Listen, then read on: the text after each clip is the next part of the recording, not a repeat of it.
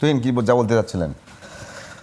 না, আমি যে জায়গাটা বলতে চাইছিলাম যে এখানে আমি এক সেকেন্ড একমত। তুহিন যেটা বললেন, যেরকম একটা পারিপার্শ্বিকতার কথা বলছেন, সবাইকে নিয়ে একটা বৈঠক করে শেষে সবাই একসাথে যদি এরকম একটা নির্বাচনের তারিখ ঘোষণা হতো, ওটা সুন্দর হতো।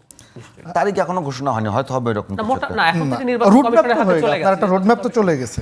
হ্যাঁ, আপনার যখন সরকার নির্বাচনের দিকে চলে যায়, মানে অর্থাৎ ঘোষণা যখন দিয়ে দেয় আলটিমেটলি, এবং যখন একটা আপনি দেখে কি পাবলিক দেখে যে একটা পক্ষ খুশি হয়েছে, কোন পক্ষটা খুশি হয়েছে, যেটা এখন বর্তমানে এক্সিস্টিং রাজনৈতিক দলগুলোর মধ্যে সব থেকে প্রভাবশালী আমি এই ভিত্তিতে বলতেছি যে তারা আগে 2-3 বার সরকারে ছিল বা জায়গা ছিল, তখন মানুষের মধ্যে কি পারসেপশন গ্রো করে, তাইলে আচ্ছা ইউনূস সরকার বা তার অ্যাডমিনিস্ট্রেশন তাইলে এদের দিকে যাচ্ছে। তো ওভারঅল এর একটা ডোমিনো ইফেক্ট পড়ে। আপনি এটাকে মানে বাংলাদেশের পার্সপেক্টিভে এটাকে আপনি অস্বীকার করতে পারবেন না। এই জায়গা থেকে আরেকটা বিষয় যে ভাই যেটা বললেন যে কমিশন, এবং আমি কিন্তু দুটো জিনিস অ্যাড্রেস করছি, এবং পুলিশ বিশেষ করে সব থেকে গুরুত্বপূর্ণ জায়গাটা, সবার আগে উচিত ছিল নির্বাচন এগুলোর দিকে যাওয়ার আগে সবার আগে পুলিশ কমিশনের ব্যাপারে সবাই ঐক্যমত হয়েছে, সবার আগে পুলিশ কমিশনটা গঠন করা এবং পুলিশের পুরোপুরি একটা সংস্কার করে এই একটা বছর হলো আমূল যে পরিবর্তনটা না আনতে পারা। এখন যে অবস্থাটা দাঁড়িয়েছে যে গোপালগঞ্জে আমাদের পাহারায় ছিল পুলিশ, যখন হলো ওরা গুলি করা শুরু করছে, পুলিশ আমাদের রেখে পালিয়ে গেছে। এই নির্বাচনের সময় দেখবেন আপনি আর্মির তো একটা লিমিটেশন আছে, আমার দেশে ধরা হলো 10 লাখ 15 লাখ আর্মি নেই, ওভারঅল একটা যৌথ ফোর্স ছিল, এবং আর্মির কাছে আছে কি লেথেল ওয়েপন্স।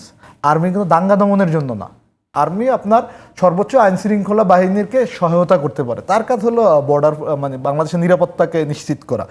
এখন আপনাকে আর্মির লাগবে, দেশে যখন নির্বাচনকালীন যে সংকট তৈরি হয় লাগবে কাকে? পুলিশকে। পুলিশ যখন দেখবে যে এখান থেকে হলো একটা পটকা ফুটাইছে কেউ, পুলিশ এখান থেকে পালাই যাবে। সো আপনি যে আপনার হলো জানমালের নিরাপত্তা দিবে প্রধান বাহিনী পুলিশ, সে যখন দেখে যে এখানে, এবং আপনি দেখবেন গতকালকে না পরশুদিন আসাদ গেটে কি হলো, পুলিশের সামনে একেবারে পুলিশের সামনে আমি দেখলাম চাপাতি দিয়ে একজনকে হলো বললো যে ছিনতাই করতেছে, দিয়ে গেলো। এরপর যাওয়ার সময় ও যখন গেল পুলিশের সামনে ধাক্কা লাগলো একটা, হ্যাঁ, পুলিশ আবার তাকে সাইড দিয়ে দিল। তো এই রকমের একটা ভঙ্গুর পুলিশের অবস্থা, এটার তো অবশ্যই এই ব্যর্থতা সরকারের। এবং এই অবস্থা আপনি কীভাবে আসলে নির্বাচন করবেন আমি জানি না, বাট নির্বাচন হওয়া উচিত অশুভ শক্তি ঠেকানোর জন্য। এবং আমি মনে করি যে এই জায়গাটা শক্তিশালী আসলে হতে পারতো। এবং সবচেয়ে এখন বড় সংকটটা রয়ে গেছে সংস্কার কমিশনের, আসলে যে ঐক্যমত কমিশন যে সিদ্ধান্তগুলো নিছে, আপনি দেখবেন এখানে সবথেকে বড় দুইটা জায়গা রয়ে গেছে। আমরা বিএনপি ভার্সেস যে বাকি রাজনৈতিক দলগুলো আছে, তারা চাচ্ছে যে এটার ভিত্তিতেই সংবিধান মানে নির্বাচনটা হোক, কিন্তু বিএনপি এটা কোনোভাবেই চাচ্ছে না। কেন চাচ্ছে না? কারণ তাকে তো এক প্রকার হলো ক্ষমতায় রাস্তা সিঁড়িতে উঠিয়ে দিয়ে দিল, তাই না? এবং ভাই যেটা বললেন যে হলো ম্যাচ, এটা কিন্তু ওই যে ব্রাজিল বাংলাদেশের প্রীতি ফুটবল ম্যাচ না, এটা সত্যিকার অর্থেই হলো মানে দেশ সেবার বা দেশের রাষ্ট্র ক্ষমতা গ্রহণ করার লড়াই। এটা ভাই প্রীতি ম্যাচ হিসেবে আপনি দেখলে হবে না, সিরিয়াসলি খেলে আপনি ভুল করছেন। এবং আপনি সেই প্রীতি ম্যাচও ধরে দেন, সেই প্রীতি ম্যাচে যদি রেফারিকে একটা পক্ষের দিয়ে দেন তাইলে তো ভাই হবে না। হ্যাঁ, রেফারি পক্ষে আপনারা দর্শকের পতনের আন্দোলন করেন, যেহেতু ওনাকে বিএনপির লোক মনে করছেন। ভাই আর একটা বিষয় অ্যাড্রেস করতে দেন, সেটা হলো যে আপনি দেখেন বিএনপি বলতেছে, আজকে দেখলাম সালাউদ্দিন আহমেদ সাহেব আজকে না গতকালকে বললো যে এই সংবিধানের বিষয়গুলো তো আসলে একটা নির্বাচিত সরকারের, অথচ আপনি দেখবেন জেনারেল জিয়াউর রহমান 75 পরবর্তী যে নির্বাচনটা করছেন, তিনি সামরিক ফরমানের ভিত্তিতেই কিন্তু নির্বাচন হয়েছে।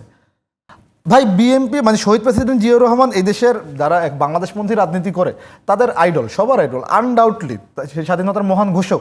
তো তিনি যদি এদেশে সংবিধানের ৫ম সংশোধনী রেফারেন্ডামের মাধ্যমে করে তার ভিত্তিতে নির্বাচন করাইতে পারি, আমরা যেখানে হলো সবগুলো রাজনৈতিক দল এত ত্যাগ, বিএনপি বলতেছে তার গত 16 বছরে ৪৫০০ মানুষ শহীদ হয়েছেন, এই জুলাইয়ে হাজার হাজার মানুষ শহীদ বা রক্ত দিল, তারপরে আপনি কেন এই ঐক্যমত কমিশনের যে সিদ্ধান্ত আপনিও মানলেন আমিও মানলাম, আমরা তিনজনই মানলাম, এখন যখন বলা হলো ঠিক আছে এইটার ভিতরে নির্বাচন হয়, তখন আপনি কেন বলবেন যে না এটা 2 বছর পরে হবে, এবং রেফারি বলতেছে ঠিক আছে 2 বছর পরেই হবে? আচ্ছা, মানে এটা তো ভাই আনফেয়ার ব্যাটলফিল্ড ভাই, এখানে কিভাবে আপনি খেলবেন? শেষ মিনিট জাহিদ ভাই, এবং এরকম হলে আমরা নির্বাচনে যাব কি যাব না, এটা এবং আমরা বলেই দিছি এরকম হলে কিন্তু আমরা স্বাক্ষর করব না। নিশ্চিত করা কি আসলে সম্ভব এই পুলিশ দিয়ে?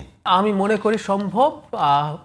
সদিচ্ছা ম্যাটার করে, মানে আবারও বলছি সদিচ্ছা ম্যাটার করে। আপনি যখন পুলিশকে তার মতো করে কাজে লাগাতে চাইবেন, আপনি যখন পুলিশকে সেইভাবে নেতৃত্ব না দেন, এখন সরকার ব্যর্থতা আছে, আমি বলি পুলিশ কাজ করতে পারছে না, স্বরাষ্ট্র উপদেষ্টা মানে আপনি তো চেঞ্জ অ্যাটলিস্ট করবেন, তাহলে আমি বুঝলাম আপনার একটা সদিচ্ছা আছে।